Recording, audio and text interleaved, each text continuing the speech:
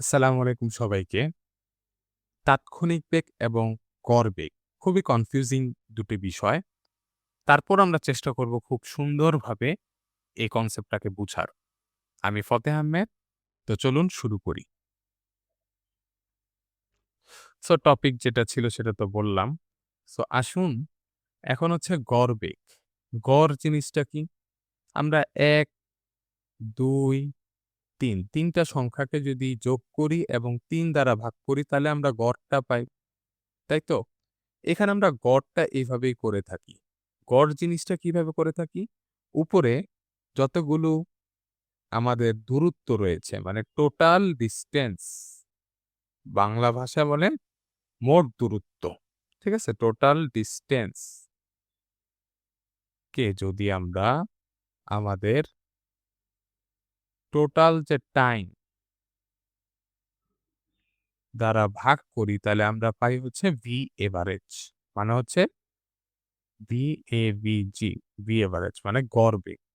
আচ্ছা, এই জিনিসটা জাস্ট আমরা পড়েছি বাট এটা কিন্তু আসলে ফিলও করা যায়। কেমনে? ধরলাম এদিকে একটা গাড়ি আছে। গাড়িটা ধরলাম যে এই একটা রাস্তায় যাচ্ছে, আঁকাবাঁকা রাস্তা। ঠিক আছে? এই যে এমন রাস্তাটা। সো গাড়িটা যাচ্ছে তো যাচ্ছেই। এখন দেখা যাচ্ছে যে যখন গাড়িটা এই পজিশনে আছে তখন তার বেগ ধরলাম হচ্ছে 20 মিটার পার সেকেন্ড। আবার গাড়িটা যখন এই পজিশনে আসছে তখন দেখা গেল গাড়িটার বেগ হচ্ছে 10 মিটার পার সেকেন্ড। কারণ কি বাঁকের সময় একটু আস্তে করে কার্ভ করে, যেহেতু কার্ভ রাস্তা সেহেতু একটু আস্তে চালাতে হয়। আবার যখন এই বরাবর আসলো আবার স্পিড বেড়ে গেল, দেখা গেল 20 মিটার পার সেকেন্ড।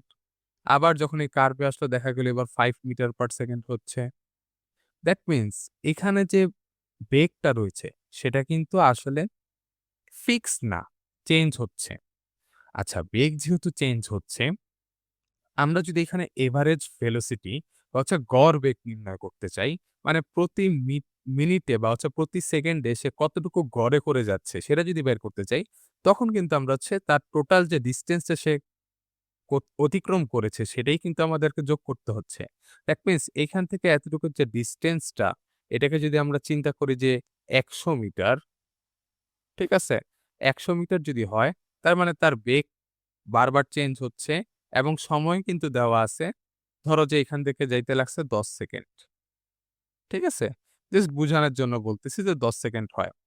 যদি এরকম হয় তখন আমরা এভারেজ ভেলোসিটিটা ক্যালকুলেট করে থাকি।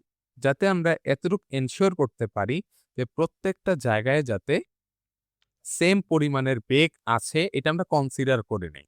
দ্যাট মিনস ১০০ মিটারের রাস্তা, এটাকে যদি আমি ১০ সেকেন্ড দ্বারা ভাগ করি, that means ১০ metre per second.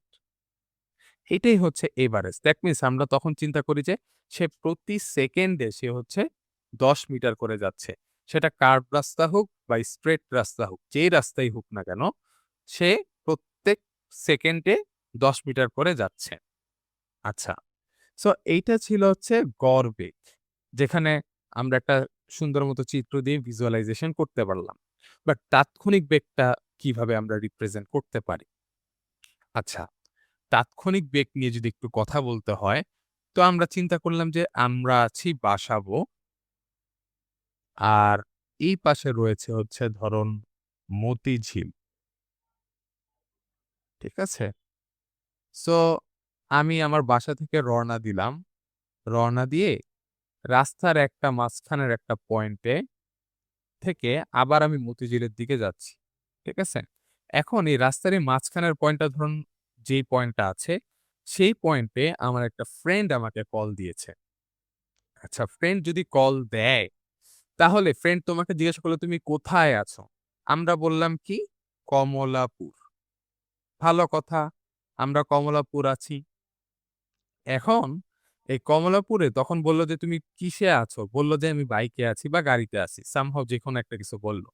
এখন বলল যে, "তোমার স্পিডোমিটারে তোমার বেগ কত?" সে দেখল যে তার বেগ হচ্ছে ১০ মিটার পার সেকেন্ড। জাস্ট কথার কথা ধরে নাও যে তার বেগটা হচ্ছে ১০ metre per second. That means সে যে তাৎক্ষণিক যেই উত্তরটা দিয়েছে মানে তাৎক্ষণিক সে যে রেজাল্টটা দিয়েছে, কিসের রেজাল্ট দিয়েছে? বেগের রেজাল্টটা দিয়েছে। এটাকেই বলা হয় তাৎক্ষণিক বেগ। যেটাকে আমরা এমনে ডিনোট করে থাকি ভি ইনস্ট্যান্টেনিয়াস বা হচ্ছে আইএনএস। ঠিক আছে? সো ভি ইনস্ট্যান্টেনিয়াস আইএনএস এইভাবে আমরা লিখে থাকি। আচ্ছা। সো আশা করি তাৎক্ষণিক বেগের কনসেপ্টটা বুঝা গেছে এবং তাৎক্ষণিক বেগের যে সূত্রটা, সেটা আপাতত তোমাদের লাগবে না। কারণ কি এটা ইন্টারে যায় শিখতে হবে। কারণ তাৎক্ষণিক বেগের জন্য একটা কনসেপ্ট আমি একটু বলেই দিতে পারি। সেটা হচ্ছে যে টাইম মানে হচ্ছে টাইম বা সময় এর পার্থক্যটা খুবই নগণ্য হয়। সময়ের পার্থক্য খুবই নগণ্য। খুবই নগণ্য। এটা মাথায় রাখবা। কেন হয় এর ব্যাখ্যা দেওয়া যায় চাইলে। কারণ কি আমরা তাৎক্ষণিক কোনো একটা জিনিসের রেজাল্ট চাচ্ছি। মানে আমার কাজটা খুব দ্রুত হওয়া লাগবে। দ্রুত যদি হতে হয় তাহলে কিন্তু আমার সময়টা কিন্তু খুবই নগণ্য হতে হবে। তাছাড়া কি দ্রুত হবে? হবে না। আচ্ছা। সো আমাদের কনসেপ্ট মোটামুটি এতটুকুই ছিল। আচ্ছা, অলরাইট। সো আমি এসেছি তোমাদের ইনফিনিটি সায়েন্স একাডেমির পক্ষ থেকে। আমাদের এখানে মূলত অভিজ্ঞ শিক্ষক দ্বারাই পরিচালিত হয়ে থাকে। পাশাপাশি তো ৩ টা ফ্রি ডেমো ক্লাসের সুযোগ আছেই। আশা করি এটা করলেই বুঝতে পারবা যে কেমন হয়। এসএসসি এবং এইচএসসি সকল বিষয়ে মূলত হচ্ছে ক্লাসগুলো হয় এবং বিশেষ কোচিং বলা যায়। ঠিক আছে? এবং পুরা বাসাবো, তারপর হচ্ছে কমলাপুর, তারপর হচ্ছে অন্যান্য যত সাইট আছে সব সাইটে দেখতে পারো যে রেকর্ডেড ক্লাস খুবই ইম্পোর্টেন্ট। রেকর্ডেড ক্লাসটা কিন্তু কেউ দিবে না অফলাইন ক্লাসে। সো আমরা ইনশাআল্লাহ চেষ্টা করতেছি যে অফলাইন ক্লাসের রেকর্ডেড ক্লাসটা নিয়ে আসার। এবং প্রত্যেকটা অধ্যায় শেষে কিন্তু সমাধান সেশন বা হচ্ছে সলভ সেশনের একটা ব্যবস্থা করা হবে। এছাড়া তুমি যদি বেসিক থেকে পড়ো অবশ্যই তোমার ফলাফল ভালো হবেই। ঠিক আছে? তুমি যদি বেসিক থেকে পড়ো তাহলে কিন্তু তোমার ফলাফল অবশ্যই ভালো হবে। আচ্ছা, আমাদের ব্যাচ মূলত হচ্ছে ২ টা। একটা হচ্ছে ব্যাচ টাইটেন, একটা হচ্ছে ব্যাচ নোভা। ঠিক আছে? সো এখানে ডিটেইলসটা দেওয়া আছে।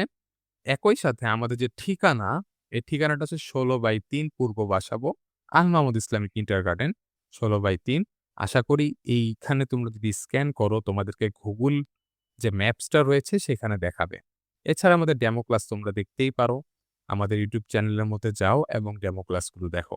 আশা করি তোমাদের যে যাত্রাটা আমাদের সাথে হবে ইনশাল্লাহ, সেটা খুবই সুন্দরভাবে এবং স্মুথ ভাবে যাবে। সবাইকে ধন্যবাদ।